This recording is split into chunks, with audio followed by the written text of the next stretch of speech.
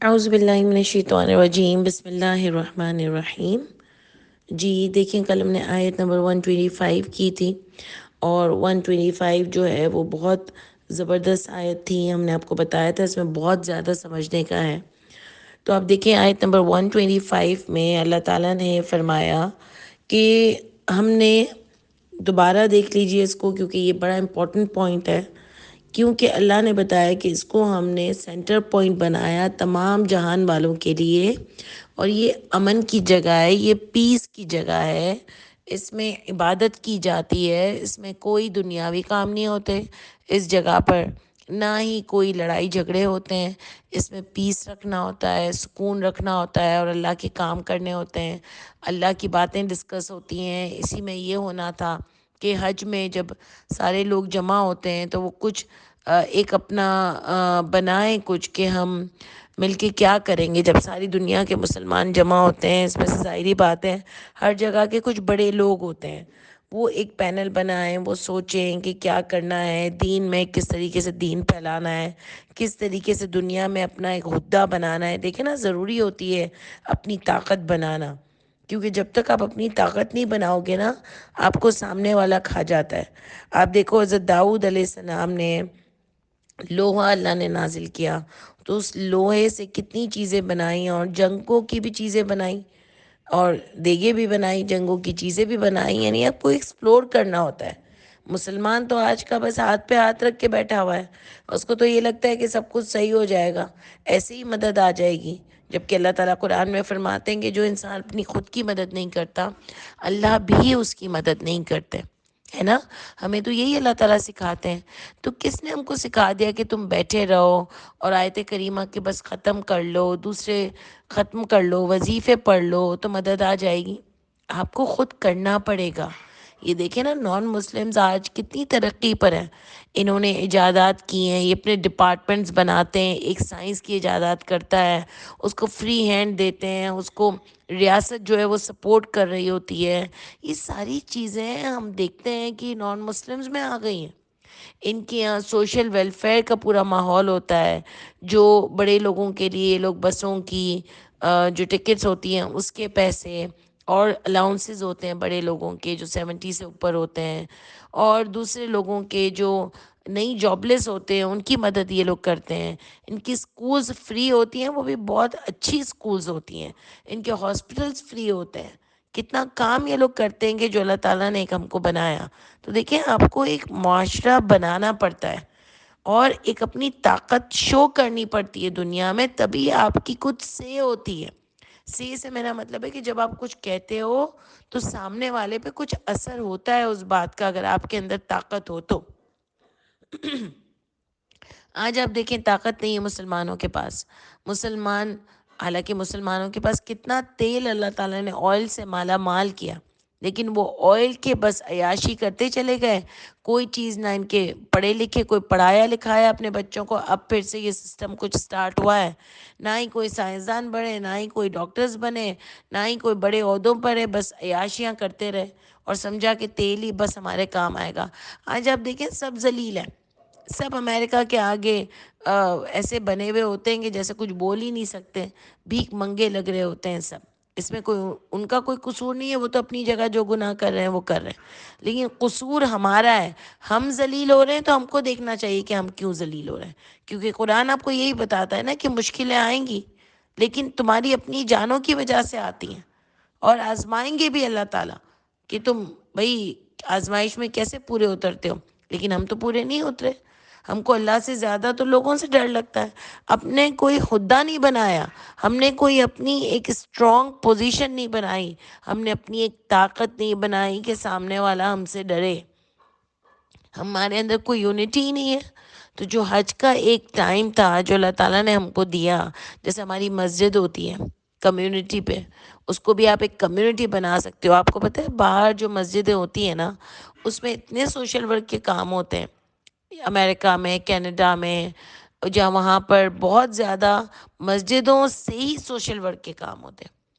مسجدوں میں ہی بڑوں کی الگ کلاسز ہوتی ہیں، ان کو اس میں ایکسرسائز بھی بتاتے ہیں، کیونکہ کمیونٹی ہوتی ہے مسجد، کہ آپ نماز تو پڑھو گے لیکن کمیونٹی کے مسائل بھی وہاں حل ہوں گے، وہاں پر اور لوگ بھی ہوں گے مشورہ دینے کے لیے، وہاں سائیکولوجسٹ بھی ہوں گے آپ کے کام کرنے کے لیے، وہاں کچھ لوگ پڑھے لکھے ڈاکٹرز بھی ہوتے ہیں جو غریبوں کو فری دیکھتے ہیں، کچھ اسکول کی فیسوں کے بھی مسئلے حل ہوتے ہیں۔ تو یہ ساری چیزیں ایک مسجد میں ہونی چاہیے، لیکن ہمارے یہاں تو مسجد اس لیے ہے ہی نہیں۔ مسجد بھی استغفر اللہ اگر بولا جائے تو پتہ نہیں جیسے کسی کا قبضہ ہو جاتا ہے مسجد پہ بھی، وہ بھی کمیونٹی بیسڈ مسجد نہیں رہتی۔ اسی طرح آپ دیکھیں حج کے موقع پر بھی جو ہے وہ سب کو ملنا چاہیے، بیٹھنا چاہیے، بڑے اسکالر پڑھے لکھے اور بڑے لوگ جو سمجھدار ہوں وہ بیٹھیں گے، کیسے ہم اپنے آپ کو پورٹرے کریں گے، اپنے معاشرے کو اللہ کے اصول کے مطابق کیسے چلائیں گے۔ لیکن یہاں تو سب ڈیوائیڈڈ ہے، سب ایک دوسرے سے نفرت کرتے ہیں اور سب نے اپنا اپنا خود ساختہ دین بنا لیا ہے۔ اگر کسی کے دین کو بھی کوئی کچھ بولے گا تو وہ سننے کو تیار نہیں ہے کہ ہاں میں دیکھ تو لوں کیا میں غلط تو نہیں چل رہا، کیا میں صحیح راستے پر ہوں یا نہیں ہوں، یہ کسی میں بات ہے ہی نہیں۔ تو آپ دیکھو کہ پھر کیسے میں اور آپ آگے بڑھیں گے جب ہماری اپنی کوئی اوقات ہم نے بنائی نہیں ہے، تو دوسرا کوئی بندہ ہماری بات کیسے سنے گا؟ یہ بات سمجھ سے باہر ہے، اور یہ بات سمجھ نہیں آتی کہ ہمارا کیا بنے گا۔ اللہ نے تو کہا تھا کہ مومنوں کا روب دور سے ڈالتا ہوں، آج تو ہمارا قریب سے بھی روب نہیں ہے، کیونکہ ہم خراب ہیں، ہم ذلیل ہیں، ہم نے اللہ کو چھوڑ دیا، ہم نے عیاشیوں کو، دنیا کو ترجیح دی، جس کی وجہ سے آج ہماری کوئی اوقات نہیں ہے، نہ کوئی ہماری بات سنتا ہے، نہ کوئی ہم سے ڈرتا ہے، نہ کوئی ہم پر دھیان دیتا ہے۔ اور اللہ نے تو کہا تھا، اللہ نے اپنے اوپر فرض کر لیا ہے مومنوں کی مدد کرنا۔ تو استغفر اللہ، کوئی اللہ تو غلط نہیں کر رہے، بات اخلافی نہیں کر رہے نا، ہم ہی مومن نہیں ہیں تو ہماری مدد کیسے آئے گی؟ اور یہی چیز ہم کو اپنے آپ میں بھی دیکھنی ہے کہ دنیا میں بھی کہاں کہاں اللہ ہماری مدد کیوں نہیں کر رہے؟ کیونکہ ہم ہی مومن نہیں ہیں۔ اس کے بعد جو میں آپ کو بتانا چاہ رہی تھی کہ یہ سب کے لیے ہے، اس کے بعد جو امپورٹنٹ آیت تھی، اس لیے میں دوبارہ اس آیت کو آج کر رہی ہوں کہ دیکھیں جو امپورٹنٹ آیت ہوتی ہے نا، اس سے سب کا دماغ کلیئر ہونا چاہیے۔ ہماری اس کلاس میں بہت سارے لوگ تو پرانا پڑھتے آ رہے ہیں، لیکن کچھ لوگ نئے ہیں جن کو ڈیٹیل سے بات سمجھنا بہت ضروری ہے، اور اسی لیے میں آپ کو کہتی ہوں کہ آپ کو کوئی کویشچنز ہوں آپ مجھ سے ضرور مجھے بتائیے، مجھ سے ضرور پوچھیے۔ تو دیکھیں اس کے بعد کیا ہے، وَاتَّخِذُوا مِن مقام ابراہیم مصلی، مقام ابراہیم کو اختیار کر لو، مقام ابراہیم سے نماز پڑھنے کا طریقہ، نماز اختیار کر لو مقام ابراہیم سے۔ تو اس پر ہم نے آپ کو 2-3 پوائنٹس دیے تھے کہ اس میں تفسیر یہ بتائی جاتی ہے کہ مقام ابراہیم پہ نماز پڑھنی ضروری ہے، اور مقام ابراہیم پہ ہی جماعت ہوتی ہے، لیکن وہ کہتے ہیں کہ یہیں پر 2 نفل پڑھنا بھی ضروری ہے۔ لیکن آپ دیکھو کہ وہاں پر ہم آج کل پڑھ ہی نہیں سکتے، پڑھنے دیتے ہی نہیں ہے وہ لوگ۔ تو اگر قرآن کی یہ آیت ہوتی تو وہاں پر آپ کو کسی بھی لحاظ سے نفل پڑھنے ضروری ہوتے، لیکن آپ بیٹھ ہی نہیں سکتے ہو۔ آپ تو حرم میں کہیں بھی چلے جاؤ، آپ کو وہاں پڑھنی ہوتی ہے، کہتے ہیں اندر جاؤ اندر پڑھو، لیکن مقام ابراہیم پر جو 5 وقت کی نماز ہوتی ہے اس کو لینا ہے، جو جماعت ہوتی ہے وہ طریقہ لینا ہے۔ سمجھ آئی؟ اختیار کر لو، یہ بڑی آیت ہے، یہ کوئی چھوٹی آیت نہیں ہے کہ بس طواف کے نفل کے لیے آیت آ گئی، یہ وہ نہیں ہے، یہ بڑی آیت فرض نماز کی آیت ہے۔ جو لوگ آپ کو کہتے ہیں نا کہ قرآن میں نماز کہاں آتی ہے، کیسے لوگ ہیں، تو بھئی یہ آیت آ رہی ہے، اللہ نے نماز کو ہمیشہ سے سنبھال کے رکھا ہے، اس میں ہم کو رفع دین کی لڑائیاں نہیں کرنی۔ وہ دعائیں کیا پڑھتے ہیں، ہم دعائیں کیا پڑھتے ہیں، یہ کوئی ضروری نہیں ہے۔ بس اللہ اکبر آپ نے کیا، آپ نے اللہ کا تعریف کی، سورہ فاتحہ پڑھی، قرآن کی آیت پڑھی، اور اس کے بعد آپ رکوع میں گئے، سجدے میں گئے، یہ ہوتا ہے طریقہ۔ اب آپ کوئی بھی دعا پڑھ لو، اس سے کچھ نہیں ہوتا، اللہ تعالیٰ تو ہر دعا سنتے، لیکن جو بیسک چیزیں ہم کو کرنی ہیں وہ ضروری ہیں، اور رکعتیں ہیں ضروری ہیں۔ تو میں نے آپ سے کل بھی کہا کہ یہ نماز پڑھنے کے طریقے میں کسی مسلک کی اور مسلک کے علاوہ اور بھی لوگوں کی کسی کی بھی کوئی لڑائی نہیں ہے، رکعتوں میں کوئی لڑائی نہیں ہے۔ اگر شیعہ ملا کے بھی پڑھتے ہیں تو وہی پڑھتے ہیں کہ ظہر اثر ہی پڑھ رہے ہوتے ہیں، اور وہی فرض پڑھ رہے ہوتے ہیں، اور وہی طریقے سے پڑھ رہے ہوتے ہیں۔ سمجھ آ رہی ہے؟ تو یہ اللہ نے سنبھال کے رکھا ہے. قرآن میں آیت آ گئی ہے کہ وہاں سے لے لو. اور ہمیشہ سے یہ نماز چلی آ رہی تھی. پوائنٹ ٹو بی نوٹڈ یہ ہے کہ ابراہیم علیہ السلام کے زمانے سے اللہ تعالیٰ نے فرمایا کہ نماز پڑھنے والوں کے لیے، اعتکاف کرنے والوں کے لیے، طواف کرنے والوں کے لیے اور رکوع و سجود کرنے والوں کے لیے اس جگہ کو آپ پاک کرو. سمجھ آئی؟ اس زمانے سے نمازیں تھیں. یہ نماز کوئی نئی چیز نہیں ہے، ہر دور میں نمازیں تھیں. اس لیے کل بھی میں نے آپ کو بتایا کہ جو کہتے ہیں کہ اللہ نے پہلے 50 کہیں، پھر نبی کریم صلی اللہ علیہ وسلم بار بار گئے تب جا کے 5 ہوئی، تو یہ مت ایسی. مجھے تو یہ اتنا عجیب سا لگتا ہے کہ اللہ تعالیٰ تو ایک فیصلہ ساز ہے. اللہ تعالیٰ سپریم اتھارٹی ہے، اللہ معبود ہے، اللہ رب ہے. اللہ کو نہیں پتا کہ میں اور آپ 50 نماز نہیں پڑھ سکتے. اور اللہ کی کوئی قاعدے قانون نہیں ہے کہ کسی کے کہنے پہ کم کرتے کرتے کرتے چلے آئے. اللہ کیا مجھ پر آپ پر ظلم کرتے ہیں؟ یہ اللہ کا اصول ہے پہلے سے. یہ کوئی اللہ بدلتے نہیں ہیں. نبی کریم صلی اللہ علیہ وسلم نمازوں کی ضد کیوں کریں گے؟ اگر اللہ 50 بولیں گے تو 50 پڑھنی ہوگی. لیکن اللہ نے جو کہا انہوں نے تو من مانا ہے. جنگیں لڑی ہیں بڑی بڑی. انہوں نے تہجد کی نمازیں پہلے اتنی بڑی بڑی پڑھی کہ اللہ نے کہا تم نہیں کر سکتے، جو آسانی سے میسر آئے وہ کرو. اسی آیت میں، اسی صورت میں اللہ تعالیٰ نے حکم بھی دیا اور پھر منع بھی کر دیا. تو اب دیکھو، اللہ تو ہم کو اتنا جانتے ہیں. تو مت بیتو کی کہانیاں کرو خدا کے لیے، کہ اپنی من گڑت بنانے کے لیے، اپنی راتیں نئی نئی ایجادات کرنے کے لیے نبی کریم صلی اللہ علیہ وسلم کے اوپر جھوٹی باتیں نہیں کرو. یہ دیکھیں پیچھے زمانے کے لوگ بھی یہی تو کرتے تھے کہ جھوٹی باتیں اللہ کے ساتھ منسوب کرتے تھے. اور اللہ نے ان کی جو جھوٹی باتیں بتائیں وہی میں اور آپ بھی آج کر رہے ہیں. سیم وہی جھوٹی باتیں. وہ کتابیں اپنے ہاتھوں سے لکھتے تھے، ہم بھی کتابیں اپنے ہاتھوں سے لکھتے ہیں. وہ اللہ کے بارے میں جھوٹ بولتے تھے، ہم بھی جھوٹ بولتے ہیں. وہ کہتے تھے ہم جنتی ہیں، آج ہم بھی ہر مسلک یہی کہتا ہے کہ ہم جنتی ہیں. وہ کہتے تھے کہ ہم کو تو آگ نہیں چھوئے گی، چند دنوں کے لیے چھوئے گی، ہم بھی یہی کہتے ہیں. ہر چیز کی مماثلت ہے. یعنی ہر دور میں جو نہ ماننے والا ہوتا ہے، جو گندا ہوتا ہے، جو اللہ کے اصولوں پر نہیں چلتا، وہ یہی حرکتیں کرتا ہے. سمجھ آ رہی ہے؟ اس زمانے میں بھی جب نبی کریم صلی اللہ علیہ وسلم یا اور نبی کتاب لے کر آئے تو ان کو اچھا نہیں لگا کہ حق ہم پر کیوں نہیں کھلا، ان پر کیوں آ گیا تو ہم نہیں مانیں گے. وہی آج بھی ہوتا ہے کہ بڑے بڑے لوگوں کے پاس اگر کوئی قرآن کی آیت چھوٹا بندہ لے کے جائے تو وہ کہے گا نہیں بھائی تم کو کیا سمجھ ہے، تم کون ہو گئے ہو ہم کو بتانے والے، آج ہم زیادہ بہتر تم سے جانتے ہیں. تو وہ سنے گا بھی نہیں، دیکھے گا بھی نہیں. سیم وہی طریقے ہوتے ہیں. اس لیے خدا کے لیے مجھے اور آپ کو کسی کے پیچھے نہیں چلنا. ہم چاہتے ہیں ہم قیامت کے دن اللہ کے آگے سرخرو. کسی کے تابع ہونے سے میں اور آپ سرخرو نہیں ہوں گے. اللہ سے ہر پل دعا کریں کہ اللہ تعالیٰ ہم کو صحیح معنوں میں اس دین کو سمجھا دیجئے. ہم بہت چھوٹے لوگ ہیں اللہ جی، مگر آپ بہت رحمت والے ہیں. آپ ہمارے دماغوں کو کھول دیجئے. رب اشرح لی صدری.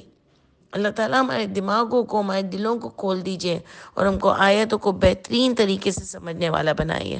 ٹھیک ہے؟ وَعَهِدْنَا، اور وعدہ لیا ہم نے طرف ابراہیم کے و اسماعیل کے، ان طہر بیتی. بیتی یہ ہم نے آپ کو کہا تھا کہ ہم آپ کو کل اس کو اور ڈیٹیل میں کریں گے کہ اللہ نے کہا ہم نے ابراہیم علیہ السلام اور اسماعیل سے وعدہ لیا تھا کہ تم میرے گھر کو پاک کرو، طواف کرنے والوں کے لیے، اعتکاف کرنے والوں کے لیے اور رکوع و سجود کے لیے. تو ایک تو ویسے ہی وہ اللہ کا گھر ہے، تو اللہ کے گھر کو صاف ستھرا رکھنا چاہیے. اور ہم بھی جب بھی وہاں جاتے ہیں اللہ تعالیٰ ہم سب کو وہاں لے جائے، ہمارے نصیبوں میں وہاں جانا کریں انشاءاللہ تعالیٰ. تو جب بھی ہم وہاں جاتے ہیں تو ہم کو خود بھی دیکھنا چاہیے کہ میں اور آپ بھی کوئی گندگی نہ کریں. اور اگر کوئی ایسی گندی چیز ہم کو نظر آ جاتی ہے تو ہم یا تو بلا کے صاف کروا لیں یا ٹیشو سے ہم صاف کر لیں، کیونکہ وہ اللہ کا گھر ہے اور اللہ کا گھر گندا نہیں رکھنا چاہیے. مجھے اور آپ کو بھی ایسی چیزیں نہیں کرنی چاہیے کہ کسی کو تکلیف ہو. اللہ کے گھر کا صاف کرنا تو میرے اور آپ کے لیے بہت بڑی بات ہے. تو اگر کوئی چیز ہم کو بھی ایسی نظر آ جاتی ہے یا تو ہم بلا کے صاف کروا لیں یا ہم اس کو صاف رکھیں. خیر، میں سمجھتی ہوں یہ آیت اس سے بہت بڑے پہلو پر ہے کہ اللہ نے کہا اس میں صاف کرو، یعنی ادھر سے ہر قسم کی شرک کی چیزوں کو صاف کر دو. کیونکہ ہر دور میں لوگ ملاوٹیں کرتے ہیں. اور آپ کو پتہ ہے نبی کریم صلی اللہ علیہ وسلم کے زمانے میں بھی اللہ نے کہا ان کی نمازیں سیٹیاں اور تالیاں تھیں. یعنی نمازیں پڑھتے تھے وہ بھی، لیکن غلط انداز میں پڑھتے تھے، مستی میں پڑھتے تھے۔ طواف بھی اس زمانے میں کرتے تھے لوگ، لیکن برے طریقے سے کرتے تھے۔ آپ دیکھو اس زمانے میں بھی اللہ کہہ رہے ہیں انہوں نے پانی پلانے کو ثواب سمجھ لیا۔ ہم بھی کہتے ہیں نا پانی پلانے کا 2 نفل ثواب ہے۔ کس نے بولا بھائی آپ کو 2 نفل ثواب ہے؟ ہاں اچھی بات ہے کسی کو پانی پلانا، لیکن اپنی مرضی سے طے نہیں کر لو نا کہ 2 نفل ثواب ہے۔ اس زمانے میں بھی لوگ یہی کرتے تھے کہ پانی پلانے کو اللہ نے خود فرمایا ہے کہ انہوں نے پانی پلانے کو ثواب سمجھ لیا۔ ٹھیک ہے، تو آپ دیکھو کہ ایک اللہ نے اور بھی بات آیت میں فرمایا کہ فَلْيَعْبُدُوا رَبَّ هَٰذَا الْبَيْتِ، بس چاہیے کہ وہ عبادت کریں اس گھر کے رب کی۔ گھر میں عجیب حرکتیں نہیں کریں کہ اس کو چومنا ہے، کپڑا پھاڑ کے آ جاتے ہیں وہاں سے حرم کا، دیواروں کو چومتے رہتے ہیں۔ چلو وہ ایک دیواروں کو چومتے رہتے ہیں، الگ حرکتیں کرتے ہیں، وہ کتنی دفعہ بھگاتے ہیں وہاں کے لوگ کہ حضرت شرک نہیں کرو، شرک نہیں کرو، بھگاتے ہیں، لیکن عجیب حرکتیں کرتے ہیں، چپکے سے کپڑا کاٹ دیتے ہیں۔ کتنی گناہ کی بات ہے اور کتنا شرک ہے۔ اللہ کہہ رہے ہیں اس گھر کے رب کی عبادت کرو۔ یہ تو کر کے آ جاتے ہو، لیکن جو رب کے اصول ہیں اس کو تو فالو نہیں کرتے ہو۔ تمہیں چاہیے کہ اس گھر کے رب کی عبادت کرو، اس کی بات مانو، اس کی بندگی میں آؤ۔ تو یہ سب دوسری حرکتیں مت کیا کرو کہ مجھے پہلی صف میں نماز ملے تو کسی کو بھی دھکا دے کے چلی جاؤں۔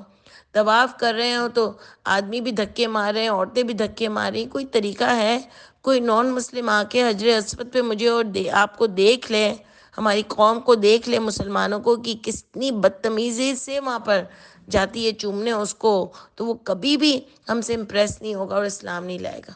یعنی یہ ہمارے اخلاق ہے کہ کوئی لائن نہیں ہے، کوئی طریقے نہیں ہے، پاگلوں کی طرح لگے ہوئے ہیں، تو دیکھیں اس کا کوئی اجر نہیں ہوگا۔ تو ایک تو ان سب چیزوں سے پاک کرو، جو بھی نمازوں میں ملاوٹیں کی ہیں، اعتکاف میں ملاوٹیں کی ہیں، رکوع میں، عبادتوں میں ملاوٹیں، طواف میں ملاوٹیں کر دی ہیں لوگوں نے، یہ سب کو اللہ کہہ رہے ہیں کہ کلیئر کر کے پاک جو اللہ نے طریقہ بتایا ہے وہ آپ لوگوں کو بتاؤ۔